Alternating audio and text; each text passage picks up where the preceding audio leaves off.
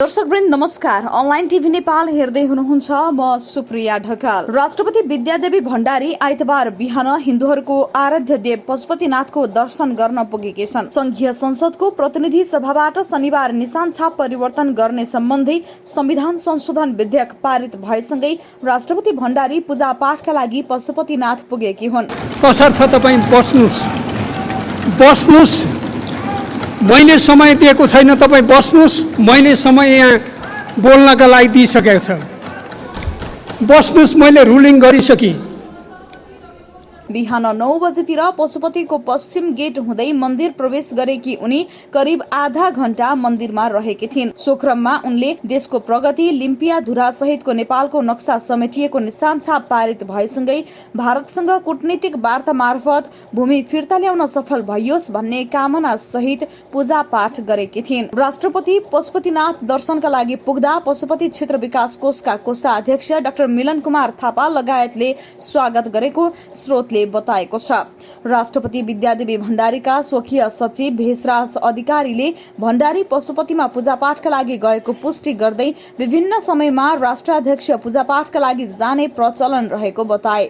कतिपय संघ संस्थाको निम्तामा पनि राष्ट्रपति जाने गरेको भन्दै उनले यसरी जाँदा पर्यटन प्रवर्धनका साथै विभिन्न पक्षमा सकारात्मक अर्थ राख्ने धारणा राखे। यस्तै अधिकारीले राष्ट्राध्यक्षले देशको मंगल होस् भनेर कामना गर्दै पूजा पाठ गर्नु स्वाभाविकै भएको पनि बताए। शनिबार प्रतिनिधि सभाको बैठकले 2/3 भन्दा बढी मतका साथ संविधानको दोस्रो संशोधन विधेयक 2077 पारित गरेको थियो। संविधान संशोधन विधेयक पारित गर्नका लागि तत्काल कायम रहेको सम्पूर्ण सदस्य संख्याको 2/3 बहुमत आवश्यक पर्ने व्यवस्था अनुसार सभामा उपस्थित सबै 258 जनाले नै प्रस्तावको पक्षमा मतदान गरेका थिए। सरकारले अतिक्रमित भूभाग, कालापानी, लिपुलेक र लिम्पिया धुरा समावेश गरी नक्सा सार्वजनिक गरेपछि सो नक्सा अनुसार संविधानको अनुसूची 3 संशोधनका लागि जेठ 9 गते संघीय संसद सचिवालयमा नेपालको संविधानको दोस्रो संशोधन विधेयक 2077 दर्ता गराइएको थियो। सो नक्सा पारित भएसँगै अब भारतसँग कूटनीतिक वार्ता मार्फत व्यावहारिक रूपमा भूमि फिर्ता ल्याउनु पर्ने जिम्मेवारी सरकार सामु छ। सोही अनुसार वार्ता गरेर भूमि फिर्ता ल्याउने प्रधानमन्त्री केपी शर्मा ओलीले बताइसकेका छन्। उता प्रतिबन्धित नेपाल कम्युनिष्ट पार्टीका महासचिव नेत्र विक्रम चन्द विप्लवले दबावका बीच भए पनि सरकार अतिक्रमित भूभाग समेटिएको नेपालको नक्सा संसदबाट पास गरेर देशको हितमा एक कदम अघि बढेको बताएका छन्। आइतबार एक प्रेस वक्तव्य जारी गर्दै विप्लवले भनेका छन्, भारतले नेपालका लिम्पियाधुरा, लिपुलेक, कालापानी 58 वर्षदेखि आफ्नो कब्जामा राखेको छ। त्यस विरुद्ध नेपाली देशभक्त जनता, विज्ञ, बुद्धिजीवी, क्रान्तिकारी शक्तिहरूले निरन्तर संघर्ष गर्दै आएका छन्। उक्त जनमत र संघर्षको दबावमा परेर केपी ओली सरकार 2077 जेष्ठ 31 गते उक्त भूभागहरू समेटिएको नक्सा संसदबाट पास गर्न बाध्य भएको छ। तथापि सरकार संसदको यो निर्णय देशको हितमा एक कदम भए पनि अगाडि बढेको छ। विप्लवले नक्सा पास गरेर जनजागरणलाई मत्थर मात्र पार्ने कार्यमा सीमित नरही यथाशीघ्र कूटनीतिक र राजनीतिक पहल गरेर कालापानी क्षेत्रबाट भारतलाई फर्काउन र यी भूभागलाई नेपालको प्रत्यक्ष स्वामित्वमा लिन अगाडि बढ्न आवश्यक छ भन्ने आफ्नो पार्टीको धारणा रहेको स्पष्ट पारेका छन्। उनले आम नागरिकलाई पनि सरकारको मुख नताकेर देशको सार्वभौमिकता र स्वाधीनताको पक्षमा हरदम जागरूक रहन अनुरोध गरेका छन्। हाम्रो पार्टी देशमाथि कुनै पनि साम्राज्यवादी अतिक्रमणलाई सहन नगर्ने, बरु डटेर प्रतिरोध गर्ने प्रतिबद्धता स्पष्ट गर्न चाहन्छ, वक्तव्यमा भनिएको छ। संशोधनको यो प्रक्रियामा उपस्थित छौं। म पनि आम नेपाली जनतासँगै, नेपालका सबै राजनीतिक दलहरूसँगै, नागरिक समाजसँगै म गर्व व्यक्त गर्न चाहन्छु, सबैसँग एकैबद्धता प्रकट गर्न चाहन्छु र हामीले यो समस्याको समाधान पनि मलाई विश्वास छ हामी यसको अन्तिम निर्णयमा पुग्ने बेलासम्म जसरी यो विषयमा हामी प्रस्ताव प्रस्तुत गर्दा सर्वसम्मति हामीले जनाएका छौं, निर्णयमा पनि सर्वसम्मति हुने विश्वास पनि म व्यक्त गर्न चाहन्छु र यो राष्ट्रिय एकताको निम्ति यो सम्मानित सदनका सबै प्रतिनिधित्व गर्ने राजनीतिक दल, नेताहरू र मान्य सदस्यहरू प्रति हार्दिक धन्यवाद मेरो दलको तर्फबाट र मेरो तर्फबाट व्यक्त गर्न चाहन्छु। र आउने दिनमा पनि हामीले ठुलो सङ्घर्ष र बलिदानपछि प्राप्त गरेको सङ्घीय लोकतान्त्रिक गणतन्त्रलाई सुदृढ गर्ने, यसको मार्फतबाट जनतालाई सुशासन, विकास र समृद्धिको नयाँ युगतिर लैजाने कुरामा हामीलाई राष्ट्रिय एकताको भावना अनुसार नै सफलता प्राप्त हुनेछ भनेर विश्वास र कामना पनि व्यक्त गर्न चाहन्छु। मैले अहिले यो विषयमा धेरै लामो कुरा गर्नुभन्दा पनि म के भन्न चाहन्छु भने नेपालको राजनीतिक परिवर्तनको ऐतिहासिक प्रक्रियामा हामीले दुईटा मूलभूत चुनौतीहरूको सामना गर्नु थियो। नेपाली जनताले, नेपालको राजनीतिक आन्दोलनले एकातिर सामन्ती निरङ्कुश तन्त्र र त्यसद्वारा जन्माइएका आर्थिक, राजनीतिक, सामाजिक, सांस्कृतिक विसङ्गतिहरूका विरुद्ध लड्नु थियो हामीले, र त्यसको ठाउँमा लोकतन्त्र, जनतन्त्र, जनवाद जे भने पनि लोकतन्त्र हामीले स्थापित गर्ने एउटा चुनौती थियो। र लामो समयदेखि, खास गरी राणाशाही विरोधी आन्दोलनको बेलादेखि हामी जनयुद्ध र जनआन्दोलन हुँदै शान्ति प्रक्रिया 62-63 को आन्दोलनसम्म आउँदा हामीले त्यो लडाइँमा आधारभूत विजय प्राप्त गरेकै हो।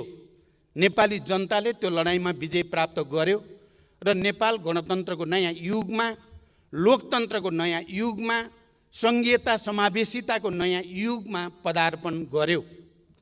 र नेपाली जनताको अगाडि र हामी सबैको अगाडि अर्को एउटा मुद्दा भनेको राष्ट्रिय स्वाधीनतालाई सुदृढ गर्नु, हाम्रो भौगोलिक अखण्डतालाई रक्षा र सुदृढ गर्नु र सबै खाले वैदेशिक दबाव, हस्तक्षेपबाट उन्मुक्त नेपाल निर्माण गर्ने दायित्व पनि नेपाली जनताको समूह इतिहासले सुम्पिएको एउटा गहन र दूरगामी जिम्मेवारी थियो। मलाई लाग्छ आज हामी जे निर्णय गर्न जाँदैछौँ त्यही दोस्रो ऐतिहासिक मुद्दालाई फैसला गर्ने, दोस्रो ऐतिहासिक चुनौतीको सामना गर्ने र नेपालको राष्ट्रिय स्वाधीनतालाई सुदृढ गर्ने, भौगोलिक अखण्डतालाई सुदृढ गर्ने एउटा महान अभियानकै क्रममा हामी यहाँ आइपुगेका छौँ। यहाँ अस्ति सम्माननीय प्रधानमन्त्रीले रोस्टमबाट बोल्दै गर्दा यो विषय कुनै पार्टी विशेषको मात्रै विषय होइन, कुनै नेता विशेषको मात्रै विषय होइन, यहाँ सदनमा भएका सबै राजनीतिक दलहरूको विषय हो र त्यतिको मात्रै पनि होइन, यो आम नेपाली जनताको पनि विषय हो। त्यसकारण यसमा कसैले जस लिने या अपजस दिने भन्दा पनि यो ऐतिहासिक महाअभियानलाई सफल पार्ने लामो समयदेखि नेपाली जनताले गर्दै आएको प्रयत्नको केन्द्रीकृत अभिव्यक्तिको रूपमा, किनकि लामो समयदेखि यो सङ्घर्ष, बहस चल्दै आएको थियो र त्यो बहसको एउटा केन्द्रीकरणको रूपमा अहिले यहाँ आइपुग्दा हामी देशको गुमेको भूभाग फिर्ता लिने प्रक्रियाको एउटा नयाँ चरणमा हामी आइपुगेका हौँ। आज यो विषयलाई, यति संवेदनशील गम्भीर राष्ट्रिय विषयलाई सहमति बनाउँदै, किनकि बीचबीचमा हामी सबैलाई थाहा छ सर्वदलीय बैठकहरू बस्दै सहमतिको निम्ति प्रयासहरू गर्दै र यो विषयको गाम्भीर्यता र जिम्मेवारी र संवेदनशीलता अनुसार नै राष्ट्रिय समझदारी बनाउँदै अहिले सरकारले यसलाई संविधान संशोधनद्वारा हाम्रो नक्सा जसरी संविधानमा लोगोको रूपमा, प्रतीकको रूपमा इङ्गित छ, त्यसलाई सच्याउने पहल कदमी जो गर्यो त्यसको लागि म सम्माननीय प्रधानमन्त्री नेपाल सरकारलाई विशेष धन्यवाद भन्न चाहन्छु र यसमा साथ दिने सबै राजनीतिक दलहरू, नागरिक समाज र आम नेपाली जनतालाई पनि म हृदयदेखि आभार प्रकट गर्न चाहन्छु, बधाई भन्न चाहन्छु र धन्यवाद भन्न चाहन्छु। किनकि यो हामी सबैको सामूहिक विवेकको प्रतिफल हो। यो कुनै व्यक्ति विशेषको मात्रै मुद्दा पनि होइन, व्यक्ति विशेषले मात्रै गरेर हुने कुरा पनि होइन। मैले केही समय पहिले मात्रै यो विषय, खास गरी नेपालको नक्सासँग सम्बन्धित विषय सदनमा सरकारले दर्ता गरिसकेपछि, संशोधन प्रस्ताव दर्ता गरिसकेपछि मैले प्रधानमन्त्रीजीलाई विशेष सुझाव दिन आवश्यक ठाने र म बालुवाटार गएको थिएँ। म प्रधानमन्त्रीलाई यही भन्न कि यो विषय धेरै गम्भीर छ, संवेदनशील पनि छ, राष्ट्रिय महत्त्वको छ, दूरगामी छ। त्यसकारण देशका सबै राष्ट्रिय राजनीतिक दलहरूको बिचमा गम्भीर अन्तर्क्रिया, संवाद, छलफल जरुरी छ र एउटा राष्ट्रिय सहमति बनाएर मात्रै यस्ता मुद्दाहरूलाई एउटा टुङ्गोमा पुर्याउन उचित हुन्छ भन्ने सुझाव दिन म गएको थिएँ। प्रधानमन्त्रीजी पनि सर्वदलीय बैठक बसाउने निर्णयमा मनमनमा पुग्नु भएको रहेछ र मलाई भन्नुभयो सर्वदलीय बैठक बस्नु पर्यो, तपाईँसँग सल्लाह गर्न खोजेको भन्नुभयो। यो त बडो टेलिप्याथी भए जस्तो भयो। म त्यही सुझाव तपाईँलाई राख्न आएको, तपाईँले पनि सर्वदलीय बैठक भन्नुभयो, यो त बडो गजबको चाहिँ कोइन्सिडेन्स जस्तो, संयोग जस्तो पनि भयो भनेर मैले भने। र त्यो सर्वदलीय बैठकमा मैले एउटा कुरा के भनेको थिएँ भने राष्ट्रिय स्वाधीनताको सुदृढीकरणका सम्बन्धमा, भौगोलिक अखण्डताको रक्षाका सन्दर्भमा नेपालले खास गरी 2046 सालको ऐतिहासिक जनआन्दोलनपछि पञ्चायती तानाशाहीका विरुद्ध लामो सङ्घर्ष, झन्डै 30 वर्ष लामो सशस्त्र शान्तिपूर्ण धेरै खाले सङ्घर्ष र बलिदानपछि जुन परिवर्तन आयो र परिवर्तनपछि जति सरकारहरू बने ती सबै सरकारले भारतसँग वार्ता संवाद गर्दा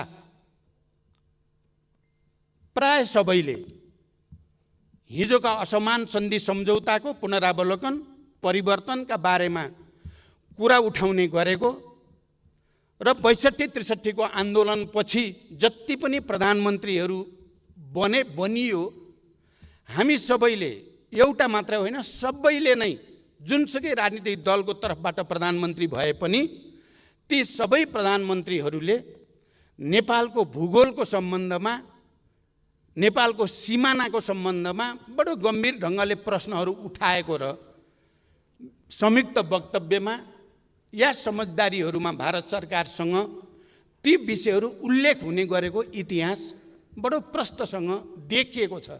मैले ती सर्वदलीय बैठकमा भन्ने पनि गरेको थिएँ, यो हामी सबैको निम्ति खुसीको कुरा हो र यो लामो कालखण्डमा 2007 सालपछिका धेरै आन्दोलनहरूको क्रममा नेपाली जनताको राष्ट्रिय चेतना, नेपाली जनताको भौगोलिक अखण्डताप्रतिको संवेदनशीलता र त्यो चेतना पनि गुणात्मक ढङ्गले नयाँ चरणमा पुगेकै छ। यो सबैको प्रतिफल नै हो कि हामी आज हाम्रो गुमेको भूमि फिर्ता लिने, त्यसको दाबी प्रस्तुत गर्ने र त्यसको निम्ति भारत सरकारसँग नयाँ सिराबाट संवाद गर्ने, वार्ता गर्ने, राजनीतिक तहमा, कूटनैतिक तहमा वार्ता र संवाद गरेर यो समस्यालाई वान्स एन्ड फर अल सधैँका निम्ति समाधान गर्ने एउटा सङ्कल्प हामीले लिएका छौँ। त्यसो भएको हुनाले पछिल्लो चरणमा जति पनि भारत सरकारसँग नेपालका सरकारहरूको, प्रधानमन्त्रीहरूको वार्ताहरू भए ती सबैमा खास गरी कालापानी क्षेत्र, त्यो लिम्पियाधुरा, लिपुलेक र कालापानी क्षेत्र र सुस्ताको क्षेत्र, भूगोल, यसलाई विवादित क्षेत्र हुन् र यसलाई वार्ता र संवादको माध्यमबाट यी विवादित क्षेत्रको समस्या समाधान गर्नुपर्दछ भन्ने कुरामा नेपाल र भारत दुवैको सहमति बन्दै पनि आएको हो र त्यसलाई विवादित क्षेत्रको रूपमा उल्लेख गरिएको छ, स्थापित गरिएको छ। त्यहाँ भारतले पनि र नेपालले पनि कुनै विमति राखेका छैनन्। कालापानी क्षेत्र विवादमा छ भन्ने कुरा र सुस्ता पनि विवादमा छ भन्ने कुरा भारत सरकारले समेत स्वीकार गरेको तथ्य हो। मैले प्रकारान्तरले कश्मीर सम्बन्धी मुद्दाका सन्दर्भमा भारतले नयाँ नक्सा जारी गर्यो र मैले के ठान्छु भने भारत सरकारले सम्भवतः कश्मीर इस्युमा लामो समयदेखि रहेको आफ्नो आन्तरिक समस्यालाई समाधान गर्ने उपायको रूपमा सम्भवतः नयाँ नक्सा प्रकाशित गरेको थियो। उसको चाहिँ चाहना नेपाललाई जिस्क्याउनु थिएन होला। उनीहरूको चाहिँ चाहना भनेको कश्मीरसँग सम्बन्धित इस्युमा आफूले गरेको निर्णय, भारत सरकारले गरेको निर्णयलाई स्थापित गर्ने थियो होला। तर प्रकारान्तरले त्यसले हामी सबैलाई झकझक्यायो।